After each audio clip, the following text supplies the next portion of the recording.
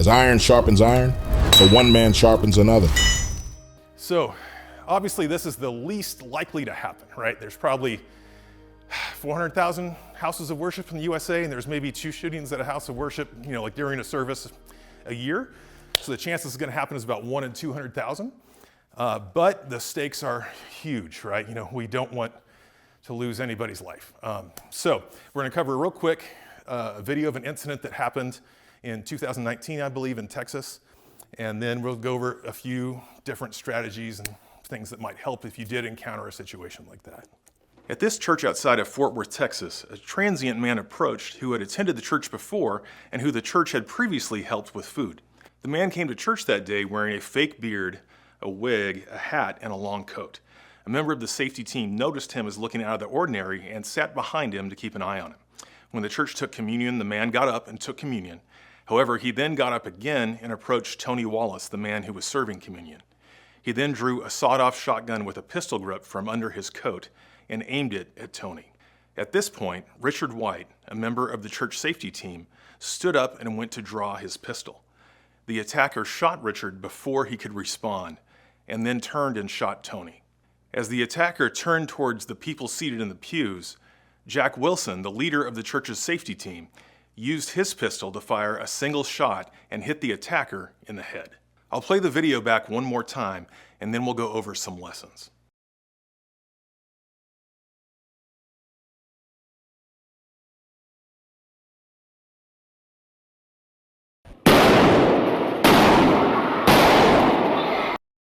Yeah, so that was at West Freeway Church of Texas, yeah. And praise God, they were able to respond within about 5 seconds and stop the attacker, right? There was a shooting in Texas 2 years prior to this in Sutherland Springs where 26 people were killed and 20 were wounded. It was horrible. At any rate, we're gonna look at a few lessons. Now, one thing you'll notice while we're on this freeze frame, what is all the congregation doing right now once they've heard gunfire? Dropping and getting to cover, right? Probably 99.9, maybe even 100%. At first, there was one gal who was up for a little while until she realized what was up, and then but that's a great thing to notice for us. I'm always afraid of if there's a problem, gosh, I don't want to accidentally shoot somebody who's innocent, right? But it's good to know that the normal human reaction is just to get down, right? Get to cover, get to safety. That's a great thing. Okay, so you guys have probably heard of EDC, like your everyday carry. So just an acronym for some tactics here. Is just EDCM, and that stands for engage, dominate, communicate, and medicate. Unfortunately, we've seen, like at the church shooting at Joel Osteen's church in Houston in 2024, there were armed, uniformed police officers on site that froze up and did not engage. So that's a critical component. And then of course you want to dominate. If you're pieing a corner and you've taken that space, take it. Don't give it back up. Go ahead and get and do your job and get it done. Get that threat down. And then you want to communicate, and we'll cover all that good stuff, but let people know, especially once the threat is ended, because we need to get medical responders there as quick as we can. And then we'll cover a little bit of the medication aspect. Okay, so on engaging, and thanks for covering earlier that adrenaline dump, that fear is a real thing. And the question before, but yeah, that draw time to your first hit is critical. Not your first shot, but your first hit. You want to get a good hit, right? That small back 6 o'clock carry that the gentleman there had, he had about 3.1 seconds from the time the guy pointed the shotgun at him until that shot went off. And so that's a long period of time. My guess is with practice, you guys can probably get a really good 2 seconds or under easily, right, on a good draw to first hit. And so that's a critical skill that we want to practice. Unfortunately, a lot of ranges, you're not allowed to come out of the holster. So if you can find a good range, I'm in a league right now at the range, which is out by Costco and Shaw, where it's a concealed carry league, and they do a different drill every 3 weeks, and you get to compete against people, but you get to come out of the holster and practice. You'll get a bill drill and then have to reload and shoot around cover, and it's really great where you can actually get some practice doing stuff. It's fantastic, and they time you so you can see your progress, so it's kind of cool. But that's critical. And so because of that, just like I'd already addressed, is don't carry in positions that take a long time to get to, right? Carry on body, if at all possible. I know some folks, they might have an injury or something and they can't. But if you can, please carry appendix or strong side so you can get a good, quick response if you need to get your draw to first hit. And then engage. So, as we've said, sometimes people will freeze up. But the other thing is, and here we have a picture of kind of like a mega church, right? Like a massive place. And it may be that, I've shot the range a little bit and I know that I'm good from, maybe 10 yards, but past 10 yards, I'm not real accurate. And if I hit somebody and kill them, that's going to be awful, right? So I might have to actually physically get up and move to get to where I know I can make this shot. Probably the longest shot here is what, if I'm back here to over there is what, about 20, 25 yards, something like that. But out in your parking lot, it might be 50 yards, right? You don't know. So it's good to know what your range is and to work on increasing your accuracy at range. And the only time you would be firing a shot that far is if they've already displayed a weapon. Exactly. That's a good point. Yeah, we don't want to have you guys, show you all these scary videos and have you amped up and shooting at crickets, so I apologize for that and realize that, yeah, this is a super rare occurrence, but it is something that we want to be able to respond to with as calm a head as possible and as effectively, as we can. So yeah, you don't want to freeze. That's a very normal response. It's not just fight or flight. There's also freeze, right? It's usually one of those three things we do. You might need to move to the threat depending on how far away they are and what's your backstop, right? If there's a person behind them, you can't. Now, if there's nobody behind them, if they're in a corner of the building and there's nobody behind them, take shots all day and change their behavior, even if you miss them, right? But if they've got, if there's people behind them, you got to get to where you can make that shot and you can make it. You could, now you might have to, maybe if somebody's in the balcony, they can get an angle on something that somebody here doesn't have, or maybe you have to get up on a chair to get a shot, but you want to do what you can to get it to a clean shot. Like before the question, you probably want to have your teammates positioned where the longest shot anybody would have to take is decreased. You don't have everybody in the same spot, right? You've got some people up front, some people in the middle, some on the sides, whatever. So that's a good thing. Watch out for crossfires, the other thing. If you're everywhere, you might be directly opposite your partner, right? So you gotta watch for that. And then you don't want to flag and muzzle innocent people with your weapon. You want to have good muzzle awareness. I didn't show it, but at the end of that video, all of a sudden about 7 or 8 folks, come up, and some are on the security team and some are just people who conceal carry. And many of them are just flagging everybody, just muzzling everybody in the whole congregation. And so you need to have good muzzle discipline, right? So if you need the weapon out, first of all, they didn't really need a weapon out at that point. The threat was stopped. Holster up. But if you need the weapon out, you can do a Sewell position, right? Where you're ready to real quick, but you're pointing down at the ground. Now, don't shoot yourself in the foot, but you don't want it up where you could muzzle somebody. You can always do a temple index if there's no second floor. You can do a high ready. So there's a lot of good options with that where you're not putting people at risk in case you trip or something and accidentally have a negligent discharge. And then you need to, in that case, it was pretty easy to identify who the bad guy is, right? It was super obvious, which is good because you can deal with the threat. But let's say you guys were in here and you heard gunshots outside, right? If you go respond, you're gonna have to identify who the shooter is, because there might be another member of your team who now has a pistol out, and he's the first guy you see and you just shoot him, right? So you can't just get into that stress reaction. It might be a member of your congregation who conceals carries and he's trying to respond to a threat. So you don't want to just go blast the first thing you see if you didn't, witness it firsthand. So try to keep as, clear of a head as you can. And so what would it sound like? So I have a gun that shoots blanks. And so what I'm going to do is have you guys go outside the sanctuary and I will shoot off some rounds in here. Just so you can, it's not quite as loud as an actual handgun, but it's still pretty darn loud. So you can get a little bit knowing what it might sound like if rounds were going off in here, but you were outside.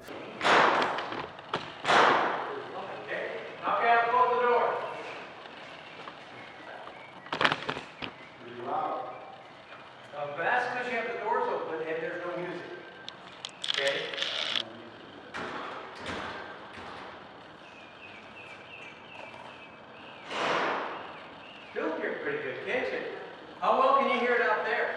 I can hear it. Okay. That would be something it's not supposed to be. Yeah. Okay, let's go back in. Cool, so very recognizable? Very distinct. Good, okay, good. Different than a firecracker, okay, cool. So then on the dominate side, we already talked about that. You're responsible for every shot that leaves your gun, right? So you want to make 100% sure I know that I'm not gonna miss and hit an innocent person who's beyond my target or in front of my target, right? So we want to make sure that's, even under stress, that we're in control of every round that we fire. And then, of course, if somebody's right up in your face, you can just point shoot. You're not going to use the sights in real life. You're just going to bang, react. But anything at a greater distance, make sure you get a good sight picture, right? I know exactly where this round is going before I let it go. You want to use hollow point ammunition. The hollow point, because it's hollow in the point, it'll kind of pancake as it hits the target and dump all that energy into the target and not over-penetrate, hopefully, through the target and hit an innocent behind them. So, obviously when you're training, get the, inexpensive full metal jacket and have fun. But when you're carrying, make sure you carry hollow point because it's gonna do more damage to your target and it's gonna reduce the risk of over-penetrating and hit an innocent person. You wanna carry a gun that you shoot well. So, we're in kind of this gun revolution of the micro 9mm that are super tiny and easy to carry, which is great. But I know for me, I shoot a larger gun way better than I shoot a tiny gun. Now, if some people, they've shot their micro enough that they're fantastic with it and they can hit at distance and they're good, awesome. If that's you and you're carrying a tiny gun, but you can shoot with it, that's all that matters is how effective you are with your gun. I know for me, I just carry my Glock 19 and an extra mag and I train with it all the time and I love it, right? So I like that better than a shield for me just because I know I shoot it better. So I'd recommend, if you're a gun guy and you love guns and you've got, your little carry guy that you use all the time, when you're serving on safety team, carry your bigger gun that you can rock and roll with, right? That you're really good with. But if you're good with your small one, you win her both ways. And then always carry at least 2 mags. I know a lot of officers who've been involved in an officer-involved shooting will then carry at least 100 rounds all the time, right? Because you don't want to run out, and it's happened to people.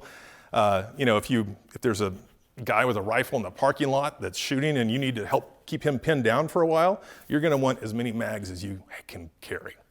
And then make sure that threat is down and then remove the weapon from the threat. That's one great thing that I didn't show in that video from the church at West Freeway Church of Christ is that after their head of security had made that shot, he then got the shotgun away from that person, made sure everything was safe. And so that's a critical thing is after the person is down, get their primary weapon away from them and make sure they don't have anything else on them or in a backpack or anything that they could use to hurt somebody. So that's a key element. So it's not over, as soon as they drop. You got to make sure that the threat is really down. And then holster up, because you can bet 100% the police are going to come in amped to the hills, and if they see anybody carrying a weapon, you are very likely to get shot. So, holster up, or if whatever you got, put it on the ground, whatever. If you got a holster, just holster it. But that's critical. Once you know that threat is gone, don't keep your gun out. Put it away. And then communicate. So, if you had a scenario where somebody hears gunshots, I don't know if there's like a designated person who's going to call 911, so just communicate based on the situation, right? If you hear something, obviously people in the sanctuary would know it, but if you're out there, hey, communicate it, get on the phone to 911. I know at People's, Jay, our security team leader, he's connected with both fire and police. So he has these little, I don't know exactly what you'd call them, but they're pretty tiny. You can put them on your belt. And if there's a shooting or some kind of incident, you can pull it over, and it's like a bright yellow indicator. I think it says police or security on it. It's security. Yeah. And it's reflective. Right, exactly. So if you've got some kind of indicator like that, holster up and pull that on, whatever, before the cops come back. If you have anybody else looking out, traditionally, fortunately, almost all the attacks at churches have been a lone shooter, like kind of a lone wolf deal. But I know there's a lot of intel with the open borders we've had the last 4 years, that there are a lot of terrorist members that have come into the States, and we could see more coordinated attacks against a church or other, a hospital, other targets, a concert, large groups of people, a sporting event, where it could be very coordinated, and you might have more than one shooter. So that's the other thing is, communicate, hey, this threat is down. Does anybody else see anything else? And be aware. Don't just think, okay, it's all over. Be aware it could be a multifaceted attack. And then, somebody contacts 911. Kids ministry, like if there's a shooting over here, they want to lock down, get away from the doors, turn off the lights, bar entry, that kind of thing. And then you could even use your radios if you're in the middle of pinning somebody down. Hey, I've got this guy pinned down. Somebody go flank him this side. You use the tools that you have available to you. And then when the threat is ended, let all the team know so medical responders can come in and help the wounded as quickly as possible. Okay, so Medicate. So I am no doctor or nurse or anything. I do carry a tourniquet with me whenever I'm serving. I probably should carry it all the time because I carry all the time. But whenever I'm serving with my security team, I always carry a tourniquet with me. And this can be a life-saving, like you mentioned, if somebody gets hit in the femoral artery or they're just starting to bleed out from a gunshot wound to the arm, this could be you, right? A lot of times when we're shooting at somebody, we're shooting center mass, and our arms are right here. It's very common to get gunshots to the hand, to the arm. So if you're starting to bleed out, this might be for yourself, where you can apply this to yourself. Have you guys ever seen a tourniquet? Are you familiar? Okay, cool. So I know you said they're going to cover later how to apply it? Okay, well, I won't go over that too much here. Go ahead and do it because some of these guys won't be staying for the first aid. Okay, so basically, it's like a belt, right? So you're gonna, if it's like a leg or something, you can take it off if it's really big, too big to like slip over something. Typically, if there's, like let's say the wound is here, I want to get at least 2 inches above that where I apply the tourniquet. And what I want to do is cinch that thing up as tight as I possibly can. It's going to hurt like crazy for you, if it's you or for somebody else who's injured. But you've got to do it. And so you cinch it up as tight as you possibly can. Get it on there. And then you've got this guy that's going to let you really crank it tight. So then you just keep cranking, and they're going to be screaming, right? Or maybe it's you and you're going to be screaming. And you just keep cranking this thing, and it goes and goes and goes, and pretty soon it's going to cut off the blood flow. You just crank that until the bleeding stops. And then you can lock it up here. There's a little area with this little Velcro stuff here. Let me get this correctly here. As you can see, I haven't practiced enough of myself. So I'll put it in here to hold it, and then you can write what time it was done so that the responders know when it was done. But you just crank that sucker tight enough until the bleeding stops. And it's going to hurt, but it's going to be worth it because it could save their life where they don't bleed out. Any questions on that? You never take them off. Right. You never release them. You're thinking, well, it's been 20 minutes. He's going to lose his leg. No. You won't. They've had instant, huh? That's the whole thing in the war. They learned they can live on like 20 hours. Mm-hmm. Yeah. You won't lose the leg. Thank you. And we train to do it high and tight, so basically as high as you can on your leg, because if your artery gets hit, it's going to coil up essentially. Oh, right. And pull. So if you just do the 2 inches, you may not necessarily get. Thank you. So higher up. Higher up, just make sure that you. Right. So in case that artery is retracted, it's still going to be bleeding inside of where. Gotcha. So you want to shut off all that blood flow. Thank you very much. Cool. I can learn something good. Thank you. Thank you so much. So yeah, and it's kind of nice. These tourniquets, they're so lightweight, they're so compact. You can throw them in a pocket. I've got one in every vehicle, in case something happens, and they're very useful.